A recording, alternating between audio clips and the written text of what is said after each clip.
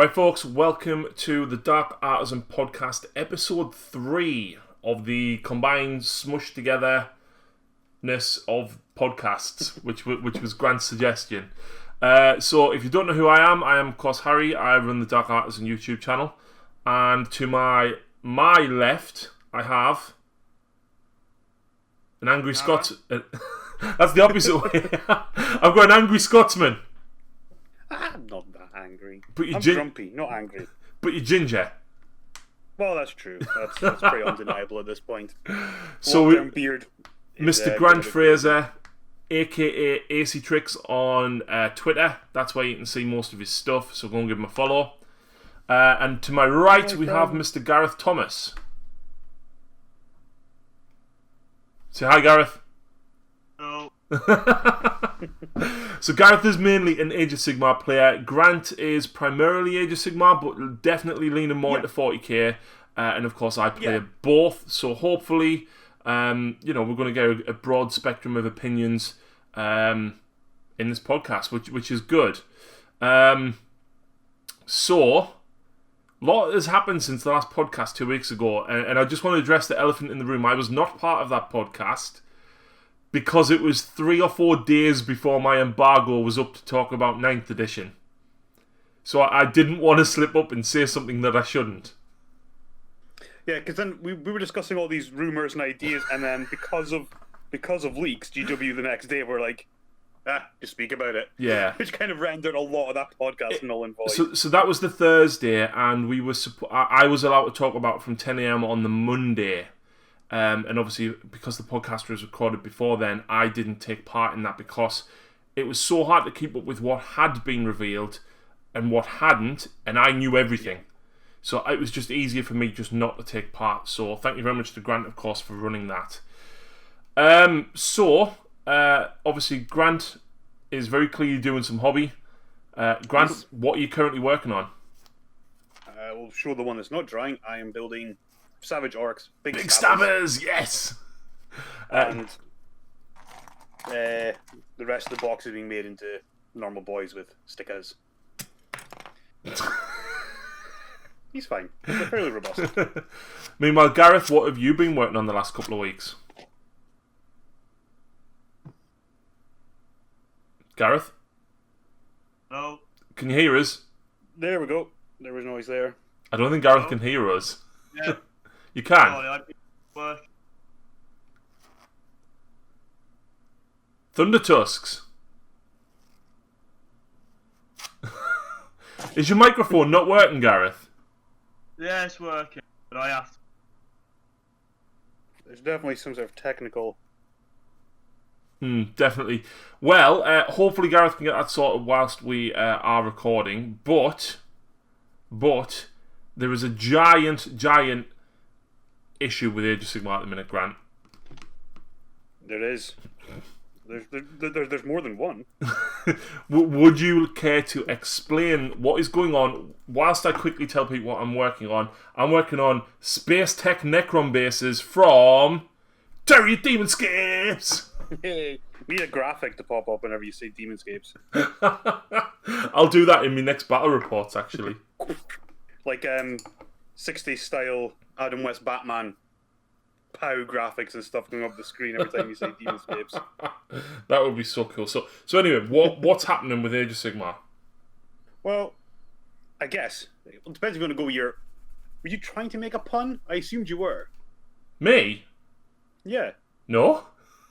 Okay, because I thought you were referring to the lack of Sons of Bahamut as the giant issue in Age of Sigmar. You see. See, I was trying to give you a bit more credit, maybe, than you're due there, but... Yes, Giant is the big issue in Age of Sigmar at the moment. It's one of probably, 3 issues? Yeah, I would say.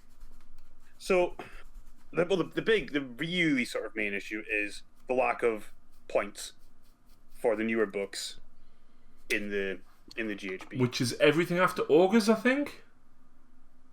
Well, there's not even points for War Clans. It's all the same. War Clans and cities haven't changed either. War Clans, cities, Ogres, Everchosen, and Seraphon.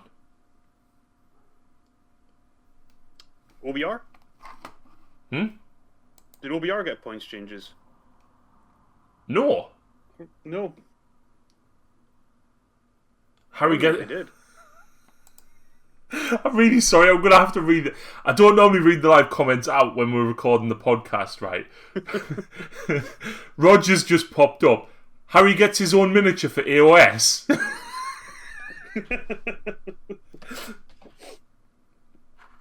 If I go to this, yeah. Oh no, Stays of Sigmar half had a change. Cities did get a change. They got 2 changes, yeah. Wait, I think we almost heard Gareth. Yeah? Yeah, I can hear you. Right. That's Sorry. perfect. So what we were saying, Gareth, is, and I didn't intend this as a pun, that there's a giant issue in Sigmar. I.e. lack of.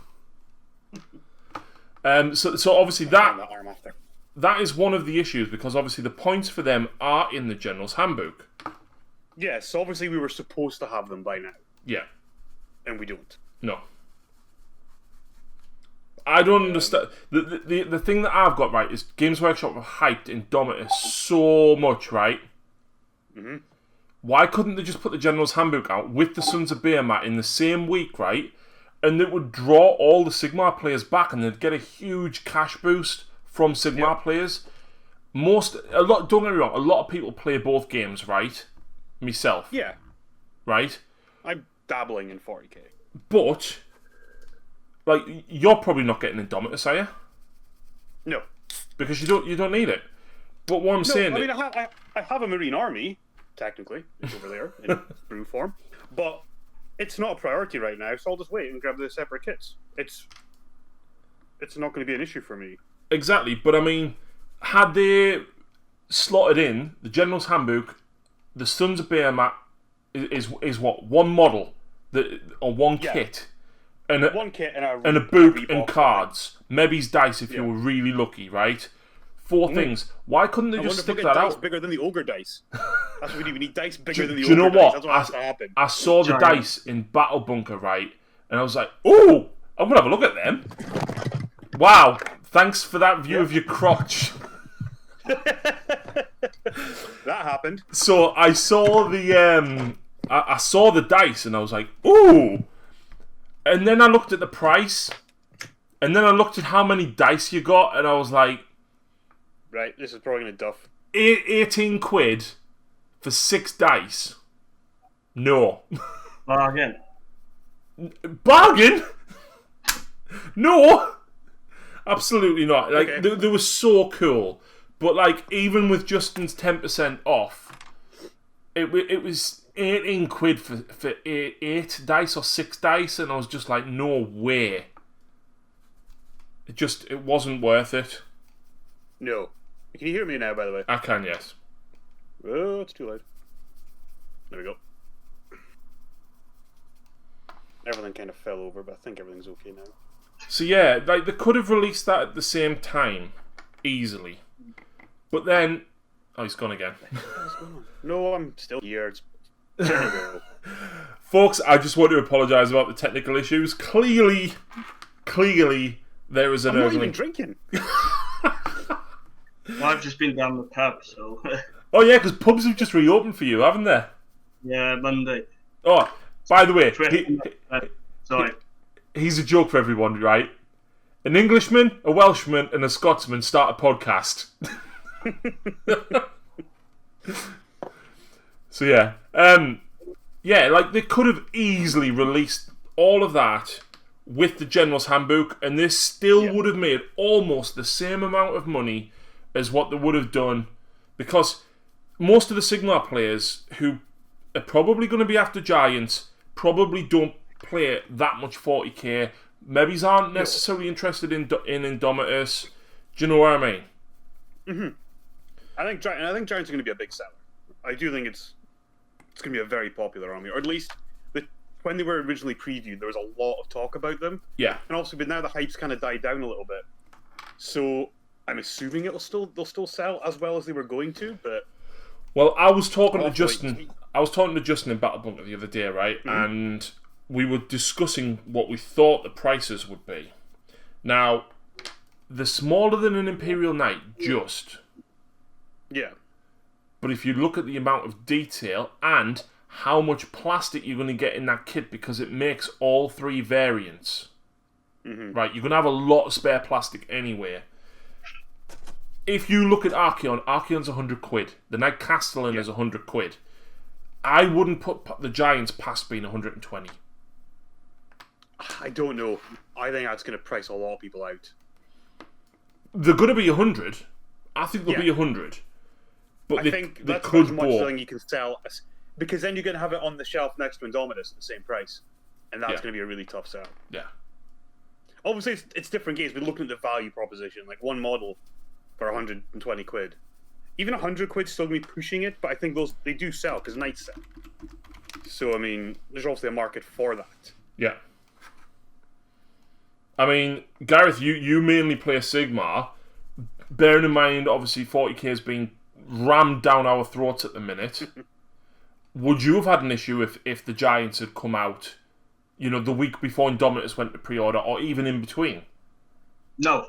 I think a lot of people wouldn't have, so I'm a bit surprised that that's the way they approached it. Yeah. Do you know, they could have had 2 really big injections of cash flow, right? Because let's face it, they didn't trade for, 2.5 months? They did online only for about 2-3 weeks. They could have done that as a massive cash injection. But then weren't they trying to fill orders in for orders that they couldn't get done during lockdown? So that might have been. Actually, they were kind of working through their backlog for a while. Now that I think about it as well, obviously their factory is maxed out actually building and creating Indominus. So yeah, it kind of makes sense. It is a shame that obviously the entire schedule's been messed up, but I still think that they could have probably. Let's face it, the Sons of Behemoth models are probably already made.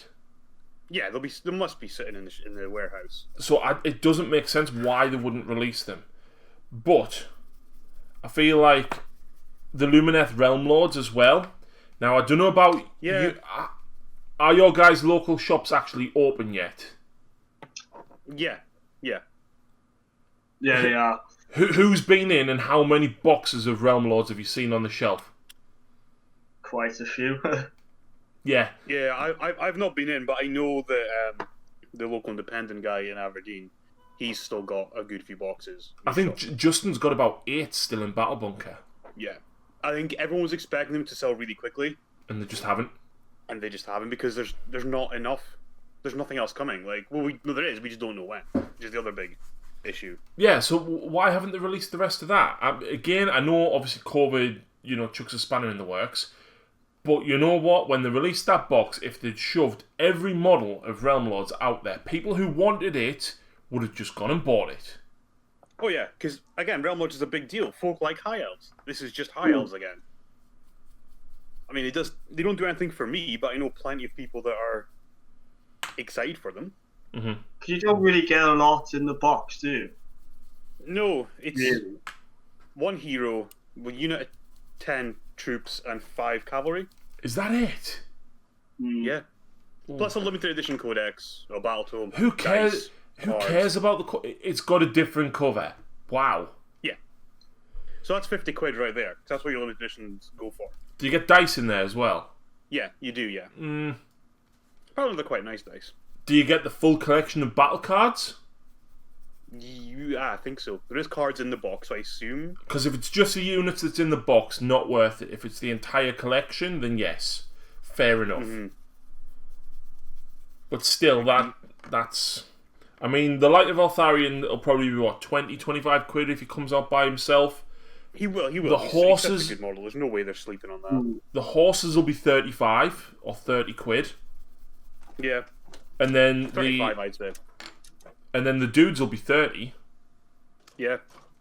Yeah, and then you got Techless. Yeah, he's not in the box though. Yeah, what I'm saying is that they should have put them as the whole collection. Here you go. And then loads of people have bought the whole range. Yeah. And what they would have sold more of the boxes. There was also more in the Sisters box, I feel. Oh yeah, absolutely. There was loads in the Sisters box. You got what, like a full squad, a Canoness, Seraphim, a pennant engine thing, is it? And a couple other bits and pieces. Like, it seemed, and that was the same price as well, wasn't it? Not? Yeah. Yeah. So it just looked a bit odd. Like, it just doesn't look like, But it's fine. It's out there. Kind of irrelevant because you can't really play much games with it. Even the folk that have bought 2 or 3 boxes and selling off the extras are still going to struggle to put much of an army on the table. Yeah. Yeah. It's a shame that they did that way, but it is what it is. The other thing that I don't really want to jump between 40k and Age of Sigmar, but I think we should get all of the crap stuff out the way first and then move on to positives. So the other crap thing, of course, was the limited release of Indominus. That sold out worldwide in like 12 minutes. So I was initially quite annoyed by this. Not because I wanted it, but because I thought it was a ridiculous situation. Mm-hmm. But having looked into it I more... I just want to quote Mr. Ben Bailey. If you want one, don't worry. We've made tons of this. We've made enough for everyone. And the thing is, though, apparently they've made more of that than they stole of Dark Imperium in its lifetime. Yeah. So I don't blame them for running out. No. Because I don't think you can... I don't think... Obviously, the time I thought, it's ridiculous, you've just not made anywhere near enough. But once the kind of information came to light, there's no way anyone could have predicted it was going to sell as much as it has. They literally... That's all they made for so long. But when you look at it, right, how much other stuff went out of stock on the GW website? And they weren't making more of it because they were making Indominus. Yes. So you just gotta wonder, like, doing it on... Obviously, their solution to it, like we're building Indominus for a lot longer, is that going to have an impact on future schedules? Are we going to see a slowed down schedule? No, I don't think so, because they've been trying to get a second factory up and running for ages. I don't know if it is up and running.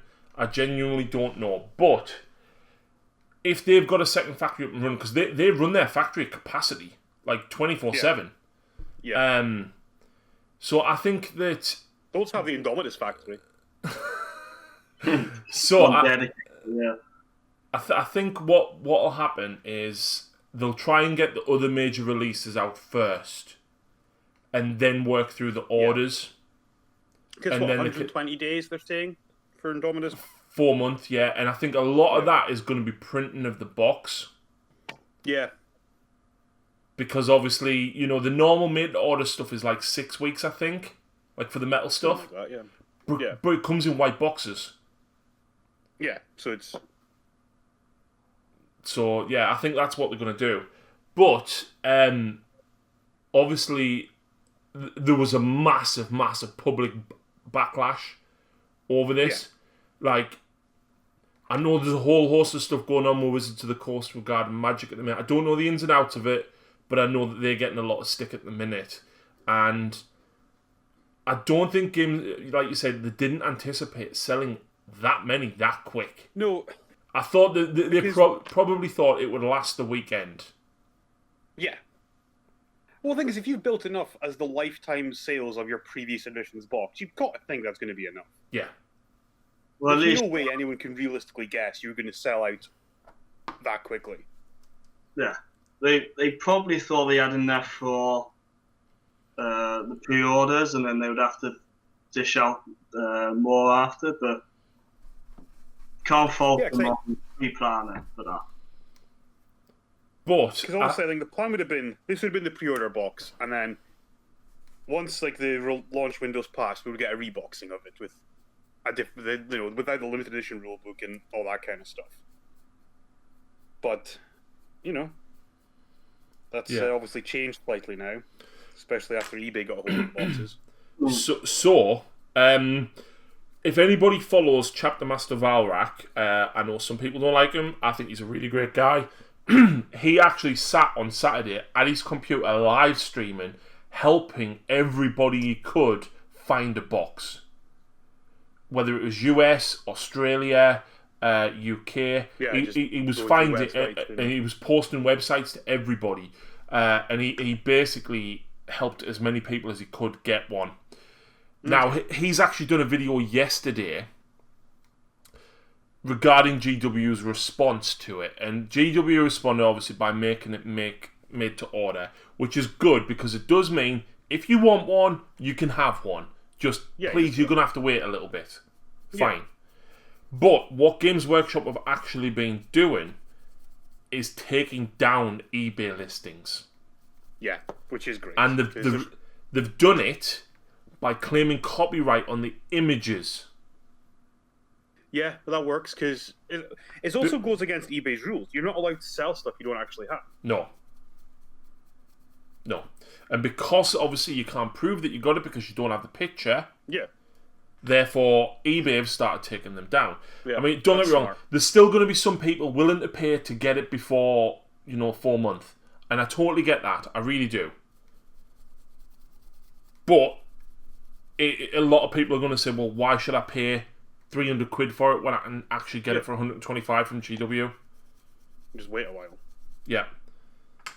Especially, I think there was one guy that I saw their listings shamed over Twitter. They had about 100 boxes they were splitting. Mm-hmm. So obviously they've gotten around the GW 3 order limit by using bots or friends and family, whatever they've done. And that was 90 quid, I think, a half. Yeah. So that's 180. So you've already made 60 quid profit. Then you probably get another 25 for the rulebook. So 80 quid profit per box.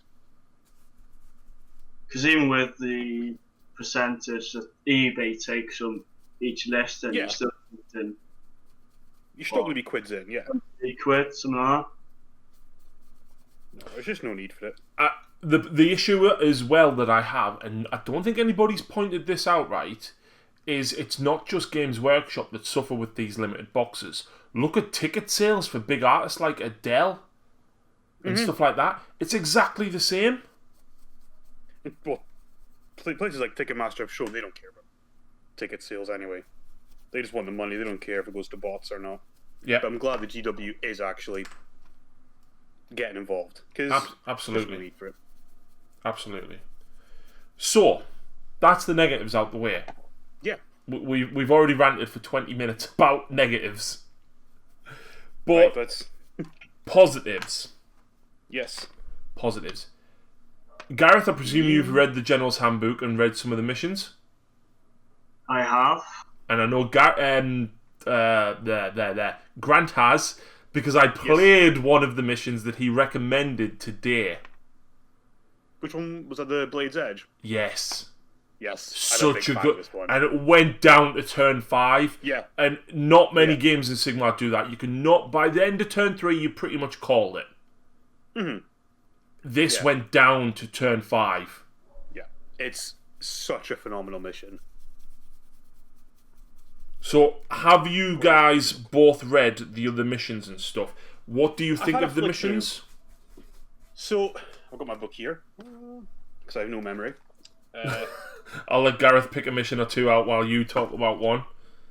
Yeah, so what I liked was, I've got to find the mission, is they've changed... Obviously, triumphs have changed as well again. We've lost 3.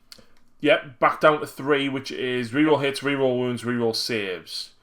Because which indirectly hurts KO, which is a shame. What was the other one? Reroll a charge, spend a command point without actually spending it, and what was the other one? I very rarely got triumphs, so I never remembered them. Fair enough. I tend to use all my points. Yeah, but anyway, they're gone. You're back down to the standard 3. Another change that they made, which was positive, I think, is you can't stack ignored damage saves now. Yeah. Which in turn, I know Grizzle Gore's not necessarily a thing anymore, but the Terrorgeist has a spell which is ignore damage on a 5, and Lucy actually stayed alive by using the 5, then the 6s and stuff before. The Rogue Idol could do that as well in Bone Splitters. Yeah. Or Big Wa. The Rogue Idol could get 2 after saves because of them as well. But yeah, so one of the things I liked was focal points. Right. You actually get more points if a monster or behemoth is holding objectives. So that's quite cool. And I think there's another one that gives you leaders. Leaders give a bonus as well. So they're definitely playing about with scoring more by those being scores. more aggressive and Yeah. vulnerable with your heroes and monsters. No, it's Scorched Earth. An objective in enemy territory cannot be raised while there's an enemy leader within 6 inches of it. Oh. So so you've kind of got to keep your leaders back in Scorched Earth to defend your objectives. So that's quite cool. I like that. You can still score it for the 1 point. Yeah, but you can't burn it. You can't burn it. That's good. Yeah. I like that. Yep. What about you? It's just nice little tweaks. What about you, Gareth? What missions have you noticed the little tweaks in? I've noticed that in tournaments now, they've got auxiliary objectives. Yes.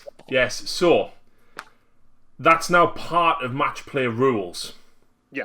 Now, I had a bit of a meltdown in February when I took my Varangard list to a tournament because Grant was like, "Yeah, you need to be wary of your secondaries." I was like, "What's them? What? You're used to them. I had to learn them there and then on the day." Have you ever used 11 miles to push around, so it wasn't like it was difficult. I mean, what do you think of that, Gareth? I mean, obviously, I know Grant likes them because he's a more competitive player. But what do you think of them? That's debatable. I think it's another dimension. So instead of victory points getting you a minor victory, you effectively have to think about these auxiliary objectives. I think it helps some of the armies which aren't as powerful as, say, Zinch or Slaves to Darkness. One list in Slaves to Darkness is powerful, let's be honest. But yeah, I just think it helps those armies that haven't had a book. Yeah, well, for example, there's a tournament today in Northern Ireland run by the Exploding Dice guys. And we need an Irishman. I know. And game 1, now I can't remember the players' names, I just saw this on Twitter. I was going to look it up, I'm using my phone so I can't. Was, if it had been under the old GHB, one player would have won on kill points. But because of the new rules, even though he was wiped out, he had more secondary points, so he got the minor win. Wow. So I really like that change. It's a positive change for the game, because some armies don't really want to kill you, they want to control you. They want to hold you in place. So it opens up playstyles so you don't have to just kill everything. Which, again, it's more tactical, it's more thought going into it. Yeah, that's something that I don't like about... it's a rule that I noticed that they changed in 40k. If you concede, you score nothing. Which means if you're in a tournament, you still have to keep playing the mission. Even though you know you're going to get wiped out, you still have to play because you need to claim your points at the end of the mission, regardless of whether you lose. And do you know what? I kind of like that, right? Because I remember seeing a game of 40k on the Warhammer TV Twitch channel, and I'm pretty sure it might have been the GT finals, right? And I think it was guard on guard or something else. I don't remember exactly. But one guy went first, his opponent went, and then he went second, and they called it after that. After 1.5 turns, they called the game. So then it was a case of, that happened in AOS as well. We're live streaming. This game was supposed to take 2 hours 45 minutes. It's over in 40. Yeah. Now, I'm not being big-headed here, right? But when I ran that Archeon list at the tournament, that happened to me every time. By the time I started turn 3, aggressive. Oh yeah, it's hyper aggressive. But I had like 3 hours to wait between games. Yeah, which isn't fun either. No. And then I got bazookaed by the bazooka. Indeed. with 30 eels. Yeah, which that's a whole. On the why have eels not gone up in points? I don't know. They should have.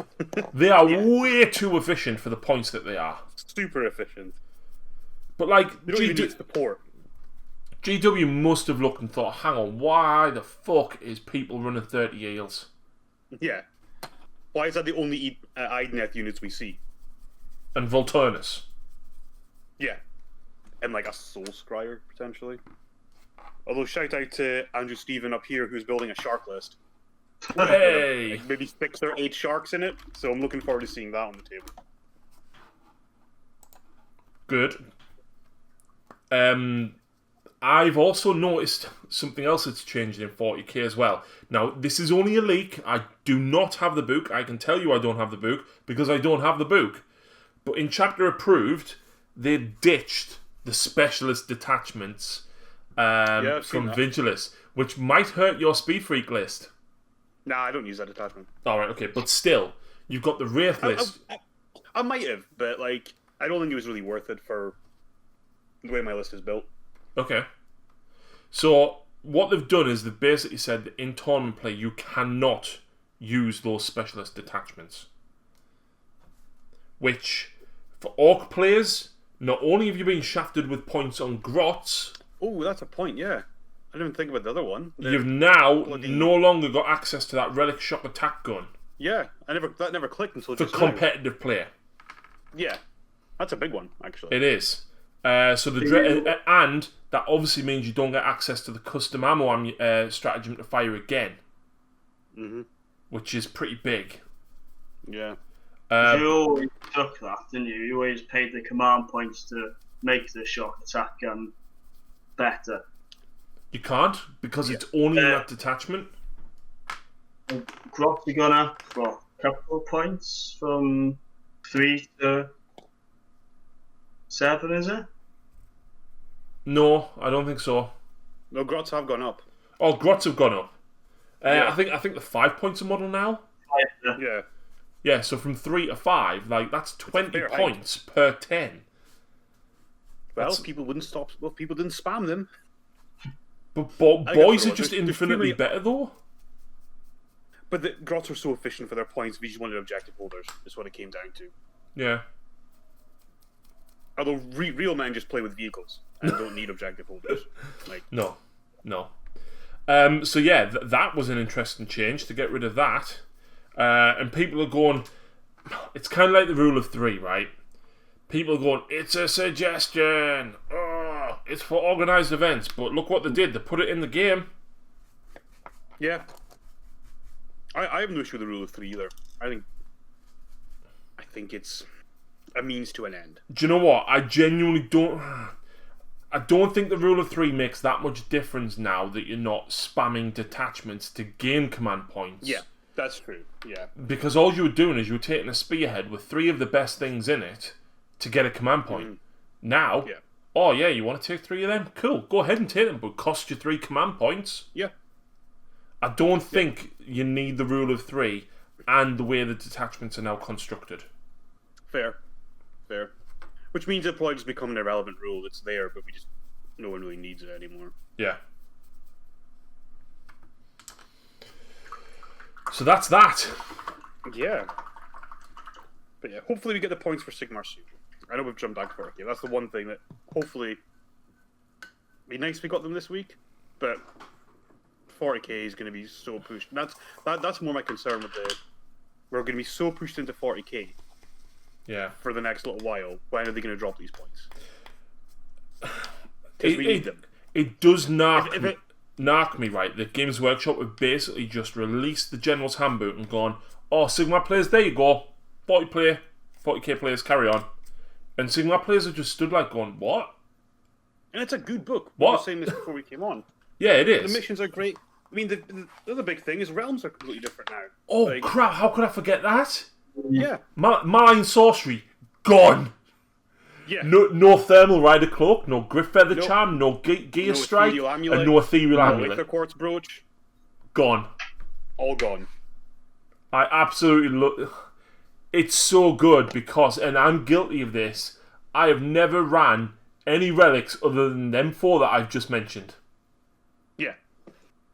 There was an event, the Howling, last year, up here, and the Malign Sorcery relics were banned from that event. And most people were like, yeah, it's fine. It's not really an issue.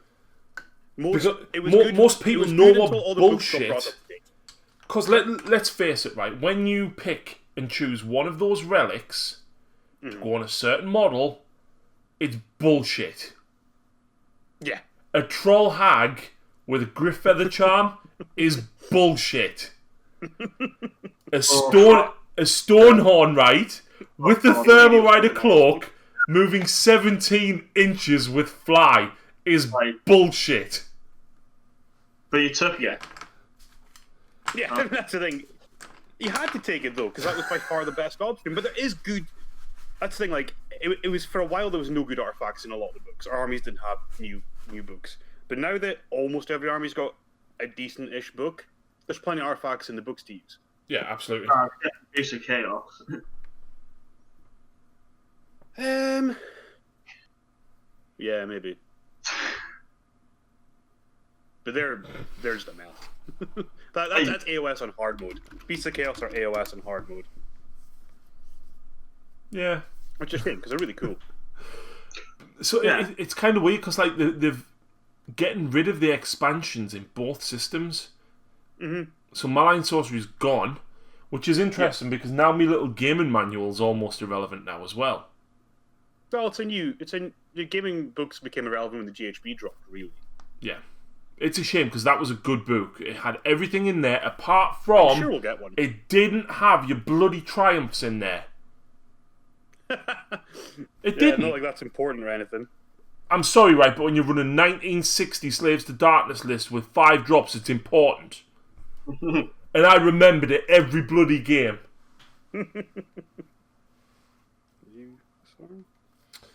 So yeah, like obviously getting rid of Malign Sorcery like that, and then getting rid of... They haven't getting rid of Vigilus Ablaze and Defiant, but you can't use them in tournament play. Fine, okay. No, and I think it's one of those things, it means they can retire the book from print. Yeah. Like, they don't have to keep these books in print so folk can buy them and use them and but then make how, it fair for everyone. But then how do you get the spells now? Yeah, they might rebox them. Yeah. They could just rebox them without the rules. But then, you could still use them in narrative play. There's nothing stopping using all those relics for narrative stuff. Yeah, because it is match play only that I want to point out that they've got. Yeah. Because narrative play can do whatever the hell you want. Yeah. Another thing that they're getting rid of as well, a game which I don't like, is the missions in 40k, right? There is no Maelstrom missions anymore. Maelstrom is just gone. I'm still going to play it. Do you know what annoys me the most out of that? The fact that they put the prices up on cards. Yeah. Why? When you can't use them, and half your stratagems are missing, half of them are misworded, half of them are different command points. Why not just get rid of all the cards altogether now? Yeah, I think Maelstrom will come back. I don't know they're going to get rid of it altogether. I think there'll be a Maelstrom expansion at some point. I think when we get the proper chapter approved at the end of this year. Yeah. Because let's face it, if they're dropping a GT field manual now, there could be a more narrative-y one. What are they going to put in chapter approved? Yeah. Exactly. Now, I don't know about anybody else, right? But I do not like the 9th edition missions. From what I've seen of them, they do seem a nightmare to score. And I can't count anyway, so it doesn't really help me. It's so... Right, so you can score at the end of your command phase. You can score during your turn. You can score at the end of your turn. And you can score at the end of the battle. Depending on which secondaries you pick, right? For example, I picked one against Ian. For every vehicle you destroy, you get 2 victory points. But then if the vehicle has 10 or more wounds, you get 3 victory points. But then there was another one that says for every, I think it was Big Guns Never Tire, for anything that you kill that has more than 10 wounds, not 10 or more, like the other one, more than 10, then you get so many victory points. And then the other one, which was to basically kill models, add up the total models that you destroyed throughout the entire game, divide it by 10 and round it down. That's how many victory points you get. Yeah, Why? Why? It's so hard to work out. I mean, I guess it would then become quite granular, though, so you should always have a varied score of player A versus player B, and could be good for rankings and tournaments, because... But you barely had ties anyway. Wildly different points. Yeah, I know. But I mean, for, like, filtering the rankings at the end, like, if everyone's got such a granular score throughout the whole event, then placing should be fairly accurate to how you actually played. Maybe.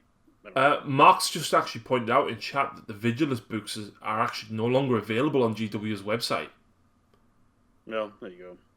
Out of curiosity, I wonder if Malign Sorcery is. I would think, because it comes with models, it would be. Yeah. What are your thoughts on 10 victory points for a painted army? I like it.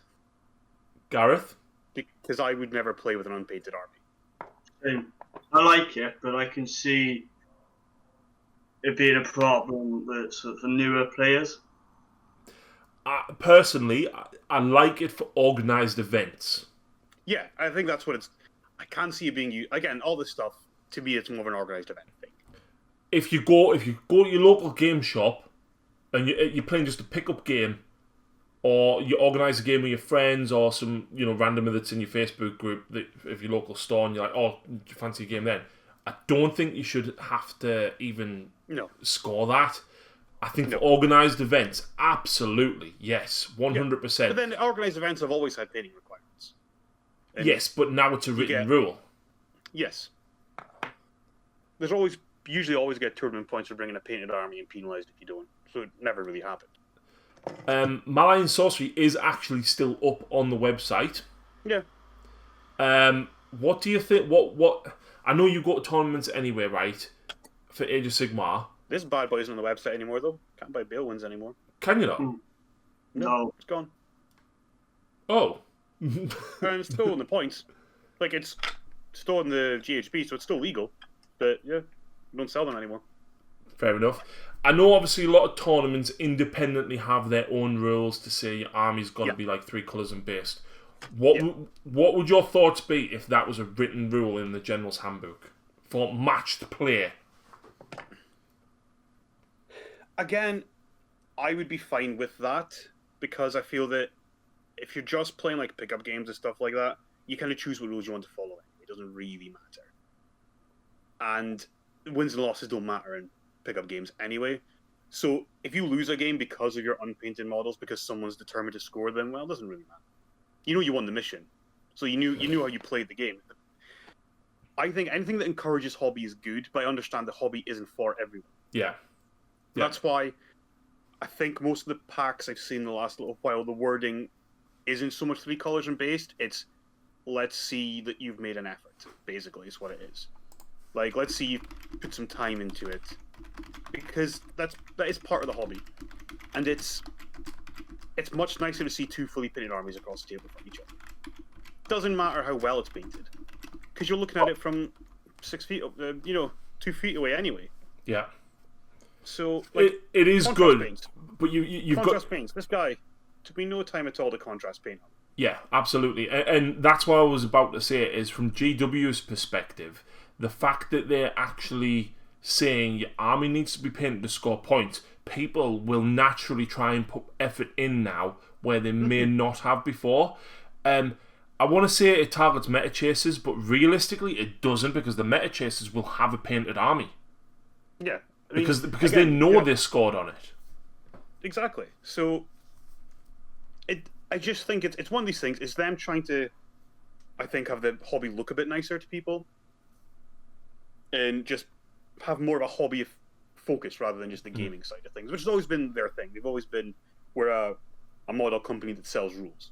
Like, the rules are the byproduct to sell the models. The models are the main thing. So the hobby's therefore one of the main things. Whereas for a lot of people, the rules are what comes first. That's never been GW's perspective. It goes full circle as well, because like you said, not everybody is necessarily into the hobby. And I completely agree. There is probably what I would say 4 aspects of Games Workshop hobby as a whole, right? And what you tend to find is there's very, very few people that actually love all 4 aspects. So you've got the collecting side of it. I love collecting. I think everyone loves that. Everyone's got boxes of plastic everywhere. You've got... GW wouldn't be making profits during a pandemic if we weren't all terrible for that. What was it? 87 million profit this year? Oh, I don't know. And that's profit, not turnover. So the second aspect is the building and painting side of it, which for me personally, I love. Love painting, hate building. Lucy's the same. She hates building. I have to build her models, and she paints mine. I mean, some of them I don't mind. Like, I'm building up a ton of Savage Arcs just now, and it does remind you just how much mold lines were on old kits that we're so grateful that just aren't a thing anymore. They're not bad, but they are on everything. Yeah. The other aspect is the gaming side of it. Now, especially at Battle Bunker, I know a couple of people who love playing, right? Really aren't that bothered about building and painting. They'll build the models, but they'll probably not paint them, or they'll paint them and spray them with primer, or they'll get someone else to paint them. Yeah. And that's fair. I mean, it is very fair. A lot of people love that aspect, but commission painting's a thing. There's plenty of people who make a living doing it. Absolutely, but even then, the people that now couldn't paint or felt they couldn't paint before, the whole thing that GW have been pushing down people's throats for the last year since Contrast come out is battle ready.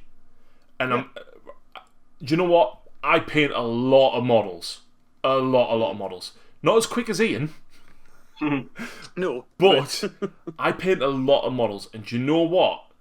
Contrast, even for somebody who paints as much as me, it's brilliant. Yeah. I mean, since Contrast came out, that's pretty much all I've used. Yeah, I still painted my Orc Speedfix vehicle army with Contrast. Yeah. And it works. I've still painted a lot of stuff not with Contrast because I've already got collections of models that are painted without it. Yeah. But the Nighthaunt, one paint on that is not Contrast, and that's Grey Knight Steel for the metal. Everything else it's Wildwood, it's Warpstone, Warp Lightning, and Black Templar, and then I airbrush the white on the bottom, and that's it. Okay, yeah. And that's it. Well, and it's like when I got into airbrushing, adding to bone splitters, but I've managed to replicate the scheme with Contrast pretty damn accurately. Yeah. Which when I've got 100 boys to paint up, I'm pretty happy about. And do you know what? When I've got 40 chain rasps sat here on my desk to paint, I'm very glad. But when I look at my to paint pile, right, I've got 30 Demonettes. I've sprayed them white, I'm just going to contrast them. Yeah. And I've got Daughters of Cain. Granted, I've only got 10 more actual daughters, witch elves. I will contrast them. I really like contrast for flesh. It's such a great thing for skin. Yeah. Because you can get away with one layer, so you're not worrying about obscuring details on like small faces and stuff like that. You can just kind of slap the contrast on, it dries in, and you can see everything nice and clearly. Whereas once you do like the base layer, then the wash, then the highlights, if you're ham-fisted like I am, you'll end up potentially obscuring a face. Yeah. I think you've got to pick and choose the models that you paint the contrast with, right? So, especially obviously the Ghost of the Nighthaunt works really well on them.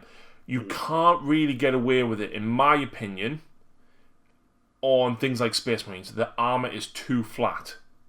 Yeah, I mean, it's just too flat. I've seen it done. Yeah. I've seen it done well, but it's not easy. There's a YouTube series called Heavy Contrast, Yep. where the person does Marines with contrast paints. Right. The issue with that is, once you get like the foot guys looking good, you cannot do a Space Marine tank with contrast. It's too much of a box. Yeah. The flat surfaces, it just pulls. Yeah, I mean, I've got away with it on my orcs because I've been changing colours with each panel and then I'm weathering it, Yeah, exactly. which hides a lot of the issues. Yeah, a lot of the blotches or so forth. Yeah, plus orcs can't paint well anyway, so it doesn't really matter. So, any models that have a lot of detail and non-flat panels, I think contrast works phenomenal on. All of the demons, I think all of the demons you can get away with. Yeah. I think quite a lot of other armies you can get away with. So I think Cabalites that aren't the vehicles you could get away with. So Drukhari. So the Witches and the Cabalites I think you can get away with. Genestealer Cult. My God, them models. I have spent hours and hours and hours painting neophytes for a 5-point model that is just blown off the table by guardsmen with flashlights. And I'm sorry. Exactly. There's a lot of applications especially when you look at the new Sigmar stuff. The Daughters of Cain. I mean, you did your Fire Slayers with it. Yeah. The whole Fire Slayer range. It makes painting flesh easy. It's not to what I would call commission standard. Fire Slayers are with him now. I know. I heard about that. So I don't think it's not one of them things that takes you to commission standard, or it's not going to win you any awards. No. But if you want an army painted to get it on the table, it does the job. Yeah, 100%. And especially Beast Raiders. That's another great one to do, because slap on the contrast, dry brush the fur. Yeah, perfect. Yeah, absolutely. For me, obviously, I film from quite 2.5, 3 feet away. Mm-hmm. Unless I'm doing the really close-up shots, it doesn't need to be that amazing. No. I mean, unless you're going for painting wards, you don't need to edge highlight every little thing. Unless you want to, and knock yourself out, but I don't. Most of the death range, I think you could get away with using it, especially skeletons. The skeleton horde is fantastic for skeletons. Yeah. And the flesh colours are phenomenal. Sigmar, really, because it's not as high-tech. KO, you'd maybe struggle with the boats. I wouldn't do the boats with it. Yeah. Yeah. Most of the things are... What I would do with that is paint it or spray it different metallics and then paint the contrast over. In particular, I think Blood Angel red over a gold base looks really nice. You can do a nice coppery colour with snakebite over lead belcher. Right. I did a lot of the detailing on my Speed Freaks. I kind of stuck that on like exhaust panels and stuff just to change up the colour. But yeah, Snakebite's a really nice one for that. I feel like I need to do an honourable mention to Apothecary White. Yes. It is amazing. The hero that everyone needed. Absolutely. Oh, God. I've only painted one Apothecary with it. Mm-hmm. But I did Sanguinius's wings with it. And obviously, that's a 120 quid model. Yeah. Apothecary White's actually what I'm using on my orcs. And the white hair on Sister Ethereal Stern and Caganil. Oh, yeah. Lucy painted them, but she didn't want to do the hair. And I was like, no bother! White contrast, done! Yeah. It needs a good shake. It's the one that I found that settles the worst of them all. Yeah, it's definitely one of the worst. Most of the rest that. of them are fine, but that one often needs a damn good shake to get. Mm-hmm. And then the fourth aspect of the hobby, going back to what we were talking about, is the lore. Oh, yeah. And the background. Now, as much as I like it, I can't read. I can't... I can read, obviously. I can read people in chat.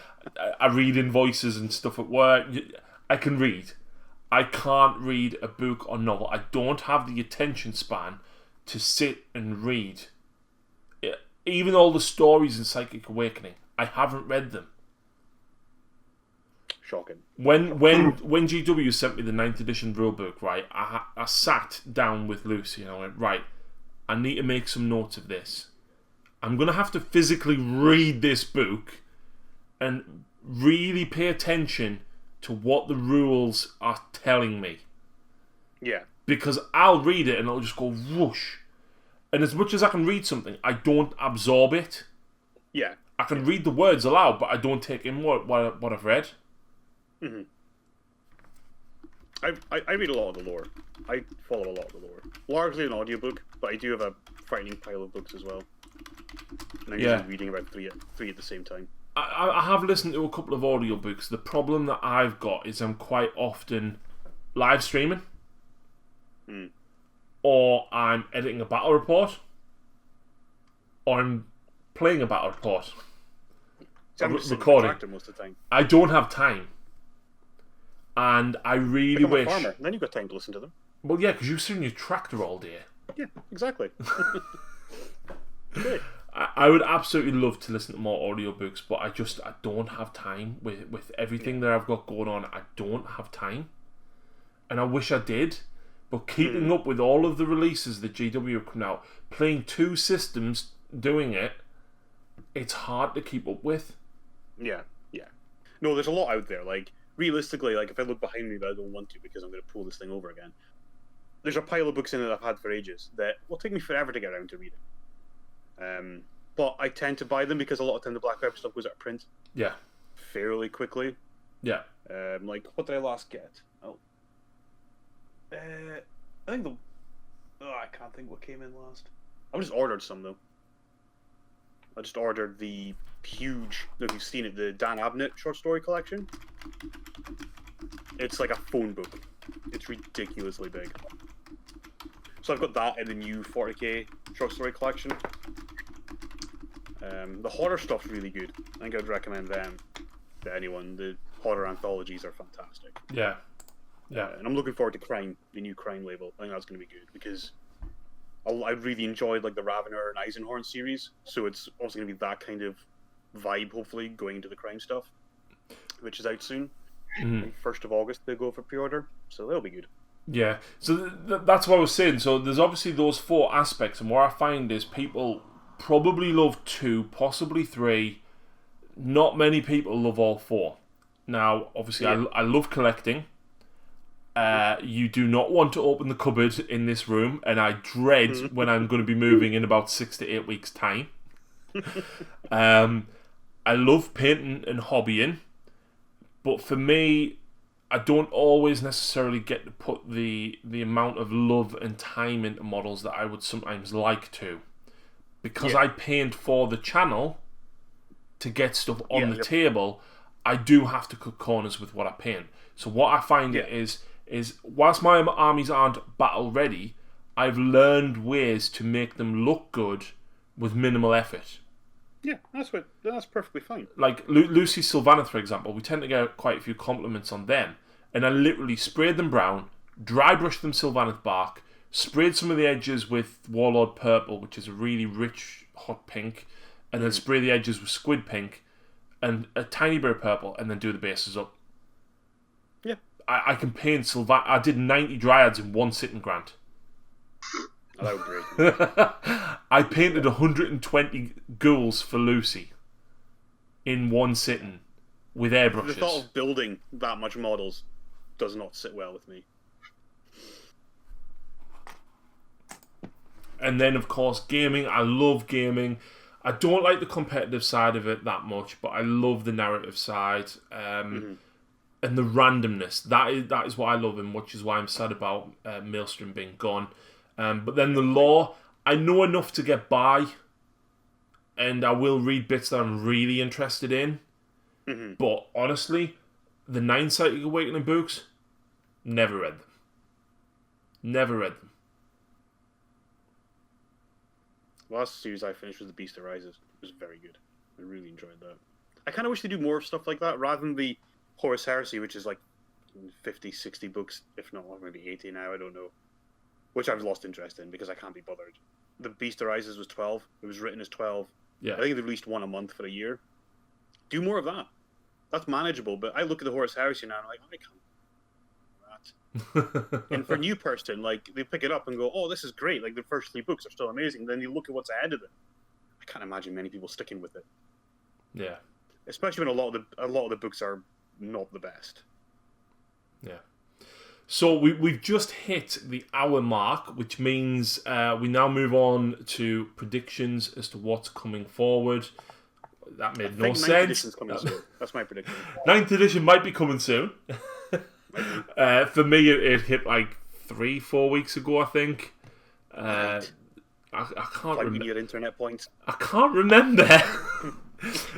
Honestly, it throws us off getting stuff early because it's like, hang on, what can I talk about? What can't I talk about? What's coming out next week again? I've already had that a week. Why is it only coming out in a week's time? What? It's we're immortals. It is confusing. It really is. Obviously, we know 9th edition's coming out. We don't need to cover Indominus, but Warhammer TV put a post up saying that they were having an Indominus release party on Saturday to join everybody from 145, and there was going to be a preview of new models. So the last preview, we saw the Hammerfall turret, the Chaplain on bike, and we saw the Primaris It's really nice. The Chaplain on bike is so nice. Yes. So nostalgic of the old metal one. It's a fantastic model. Good. Yeah, absolutely fantastic. They showed off the Necrons, which was the new scenery piece, which is the 3 floating things. You've got the Lotus Destroyer, and then you've got the Canoptech Walker thing with the Doomsday Cannon on the top. The Void Dragon and the Silent King. Yeah. So they showed all them off last time. They still technically haven't said, here's your new monolith, even though it's in the pictures. Yeah, so we'll probably see that then. Yeah. Hopefully there's 1 or 2 more Necron units as well, because I still think there's a little guy skulking behind the monolith. More Primaris models. I think, you remember that Blood Angel picture that was floating around that was incredibly pixelated, and everyone was like, that is Primaris bikes, that's Primaris bikes, that looks like a Chaplain, and obviously it was. Yeah. There's a land speeder in that picture. Yeah. Which I really want to see a Primaris land speeder, because the land speeders are cool. It's not the ATV. You can see that it's not. Because the ATV is the attack bike replacement. It was never the land speeder. I did see people saying, it's the land speeder replacement. It's like, no, it's obviously the attack bike replacement. Yeah, absolutely. The land speeder replacement, I'm looking forward to seeing what that's got. However, Blood Angel players hopefully rejoice, because that looks very clearly to me, and I've said this since day one, like a Baal repulsor. It looks like it's got a flamestorm cannon on the top of a repulsor turret body. Well, it would be cool to see stuff like that. But I still want my Land Raider Crusader Primaris. with twin onslaught Gatling cannons on the top and Hurricane bolt rifles down the side. Give me that. Hurricane bolt rifles.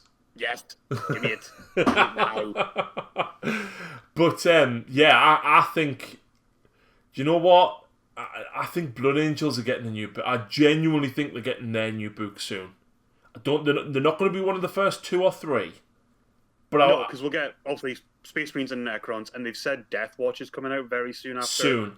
Therefore, I wouldn't be surprised if Harlequins were pretty close to that. Yeah. Because they didn't get a proper update in Psychic Awakening either. And they could do with some new models.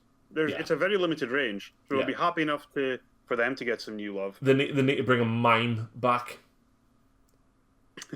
No, all it should do is basically act like a Calexis assassin. Because that's what it does. Yeah. So bring the mimes back, man. Bring the mimes back. But no, I think they'll probably be the 3rd and 4th book. Mm-hmm. And I think after that, I think Blood Angels will be close. And there's a number of reasons I think that, right? One, that image. Yeah, was Blood Angels.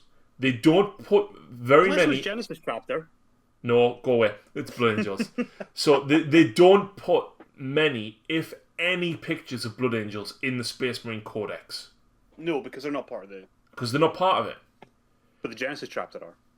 Shut up.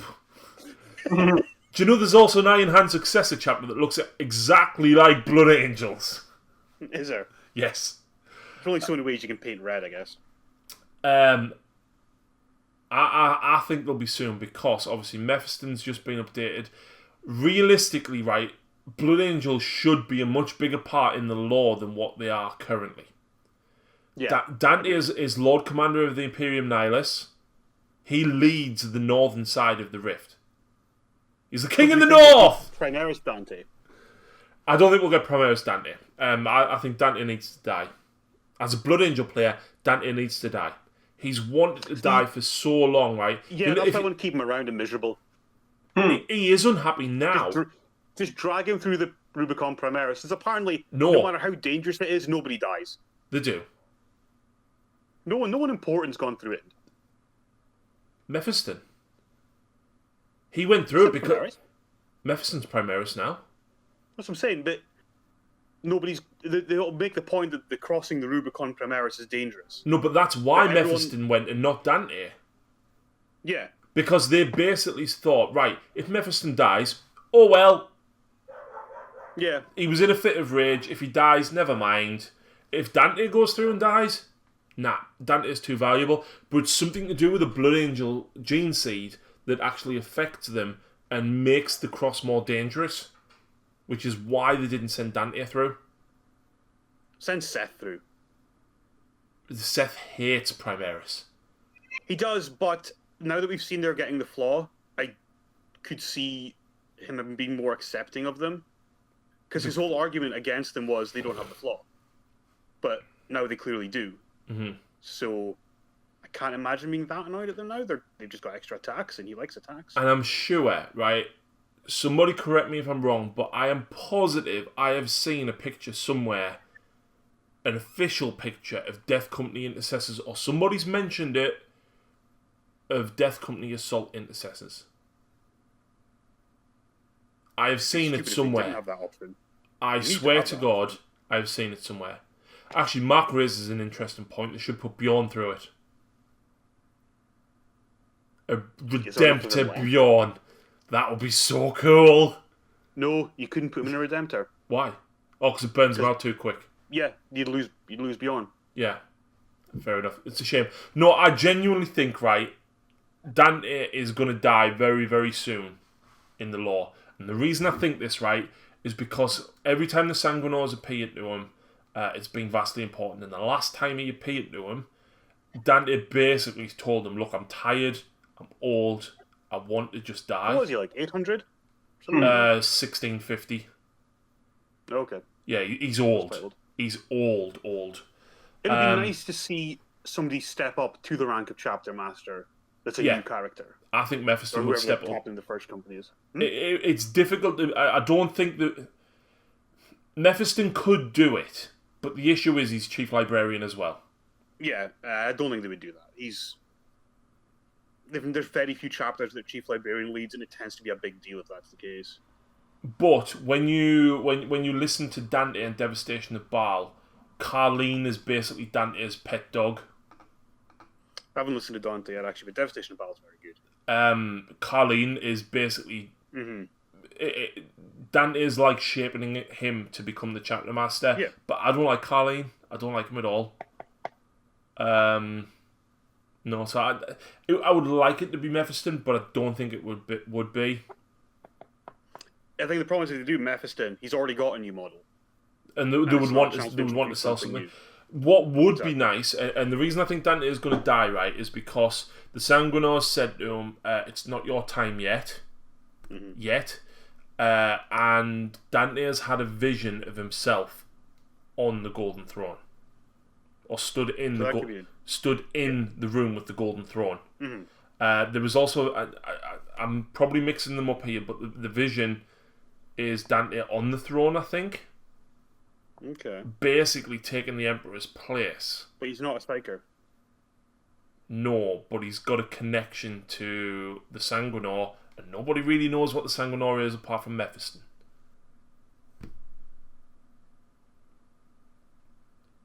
But apparently it's Destiny. Fetus Manus. That's why he's hiding behind the mask. He's got no head. Dante does take his mask off, though. No, I'm saying the Sanguinor. He's secretly Ferrus Manus of the Iron Hands. No, he's not. No, he's not. So I genuinely think Dante is... They're going to write him out like that. Yeah. Something big is going to happen. Cool death. So... I've said for over a year, as a Blood Angel player, I want Dante to die. Would you want him to succumb to the rage or not? No. Would you like him to die having never succumbed? He never would. He never would. He refused to drink blood a lot of the time. And spoilers ahead, by the way, for anybody who hasn't read Dante, please switch off now. But near the end, his companion, manservant, I think it's Araphael, he's old in human terms. He's probably like 60. Maybe he's younger. But he's old in human terms in 40k lore, right? And he's tired, and he's basically bound to Dante in servitude till he dies, right? And he served Dante for a long time, and he's one of the only people that Dante actually shows his face to, and that he's actually quite respectful of him. Anyway, Araphael slits his own throat, and begs Dante to drink his blood as he's dying, and he sees that as such an honour. To basically quench his master's thirst of the Black Rage. And Dante feels so ashamed that he's like looking away. You know, like a vampire in like Buffy or Twilight would like look away from the blood as if saying, no. Dante very, very reluctantly drinks his blood. So I don't think he would ever turn. I don't think he would turn. Be interesting to see what they do. Because I agree. Like I'd be happy for Dante to be the one that goes, because I think they have to start changing some of the characters. We've had a lot of the same ones for a long time now, so I think Dante going would be a good shift. And stop putting Tycho in the Blood Angels codex. Yeah, he's been dead for a long time now. Oh god, a long time. And there's 2 versions of him as well. Yeah, because he falls to the Black Rage during Armageddon. He does. On Armageddon. He is cool. It's cool. Just legend Tycho, please. He doesn't need to be there anymore. No. Again, if you want to play games set back then, if you're playing, you're playing narrative if you take Tycho anyway. You're playing narrative if you take Tycho anyway. So just put him in the legends, man. I think Astaroth or Lamartes could step up and become chapter master. But I think if Dante dies, something should happen. Like he should merge with the Sanguinor's spirit, or become the new Sanguinor. So, yeah. Lose Dante, lose the Sanguinor, have one combined model as like to whatever this style model. Yeah, as to whatever this new being is, and that's what I think will happen, and that's what I hope will happen. And people go, "Oh, put Dante in a dreadnought." No, as cool as it would. No, just let him die. Let him merge with the Sanguinor, and yeah, that's what I think should happen to Dante. Yeah, I'd be fine with that. Anyway, back to releases. Yes. Sons of Behemat and the rest of the Realm Lord stuff. Now, so they've announced this week that it's a filler week for releases. So we've got the Titanicus stuff, we've got Lord of the Rings stuff. Oh, there's a cat. Yeah. That's a very nice pussy you've got there, Grant. He's shouting at me because I haven't put the fire on. Oh. Don't need it. Too warm. So yeah, we've obviously got those things coming out, going up for pre-order next week. I genuinely thought they would have just slapped out the rest of the Necron and the Space Marine stuff, but that's probably I think that's what they're going to reveal. We'll see it. We'll see it on the launch date, and then that'll be the pre-orders. Yeah. The next day. But if you look at the release days, Indominus is out the 25th, right? That's when the pre-orders go up. It's almost the end of the month, but not the end of the month. Most people get paid at the end of the month. Yeah. Or a lot of people do. I think that is the filler week. The week after, you're going to see all the 40k stuff. I hope that they would fit in the Sons of Behemat somewhere, but it's how long can you continue the hype for Indomitus? Yeah. And so, well, 2 things. Do we think supplements are going to be rewritten for the new Space Marine Codex? Or are they going to work? No. I think are they gone? The Space Marine Codex has only been out 9 months at this point. Yeah. Sorry, 11 months. All this new stuff and not take out a new Space Marine Codex. There's too much. I think you'll get a new Space Marine Codex, but the Space Marine Codex is like your core book for Space Marines. I think the supplements will remain exactly as they are. FAQs maybe to match up. Yeah, but I think something like that. It would be a real. The issue is, right, in the supplement, you've got your named characters, you've got your super doctrine, you've got your chapter specific relics and stratagems. Nothing in there even needs to change. I think they were written with that in mind. You'd like to think so, because I think a lot of people would be very annoyed if they'd go to buy another 2 books to play their Space Marines. Yeah, absolutely. Absolutely. I would hope then that if the 40k stuff is coming out, there's a lot of stuff to release even in a 2 or 3 week window, which means if they don't release the Sons of Bahamut and the Realm Lords before that, i.e. as in the next 3 or 4 weeks, we're not going to see it, I don't think, until September. And I think that's when we're going to see it. But, what was that, Gareth? I think they're going to be out probably September, early. It's a shame, but they did release the Beast Grey or the Warhammer Underworld's roadmap, and they did say the Daughters of Cain and the Iron Jaws Warbands would be out in August. So there's definitely a filler week in there. Yeah, I think we'll see them in September, because they have said the Lumineth stuff is coming later in the year. And I think we need the Realm Lord stuff before the Bahamut stuff. Absolutely. So based on that, I think we'll get but the Realm Lords is probably only 1 week, maybe 2. I don't think too many. Probably 2 weeks. Range. So, no, well, you'll have what's in the box, plus a unit of archers, plus techless. The giant goat. The giant goat. And the spells. Stone, the dwarf elves with the hammers. And then you've got the guy sitting cross-legged on top of the floating rocks, and then you've got that female with the swirly bits around her. So they could get that out in a week, really. I think it'll be 2. I think it'll be 2 weeks. It'll be 2. It will be 2, but at a push they could do it at 1 week. They need to compress the releases to catch up. They do.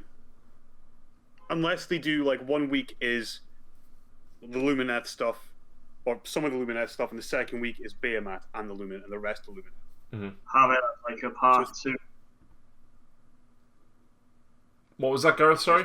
Have it, I would say they're going to put half the stuff for the Lumineth 1 week, and then have it as a part 2 for the second week. Yeah. I think it'll be a 2 week release. I think it's too much to go into 1 week. Just based on past releases. And they do have to speed it up, but then do they? They can't just shift their whole schedule back 3 months. Doesn't really matter. They don't really have competition to beat. Yeah. They could just slot everything back and move some stuff around. Because a lot of stuff for 40k is going to be books. To get up to 9th edition. So it depends how much of that's going to be needed. Yeah. Are we going to see a mass speed run of codexes again? Because the last few years in rule books has been insane for both games. It's been. I know we always complained it moved too quickly, it moved too slowly. I think we're verging on it being too quick at the moment. I mean, what's 14, 15 books for Sigmar alone in a year? It's just it's crazy. So maybe taking a small breather just now and being right, let's kind of plan this year out so that we can compensate for what COVID's done to our schedule, but maybe taking some feedback, because I think most people are agreeing we could slow it down a little bit. Yeah, absolutely. Right, we're going to have to call it there, folks. We ran over a little bit of time. Thank you very much for listening to the podcast. I hope you've enjoyed it. Please check out the rest of the channel. And, of course, if you would like to take part, please become a Patreon and support the channel. But for now, thank you very much for listening. And we'll see you again very soon.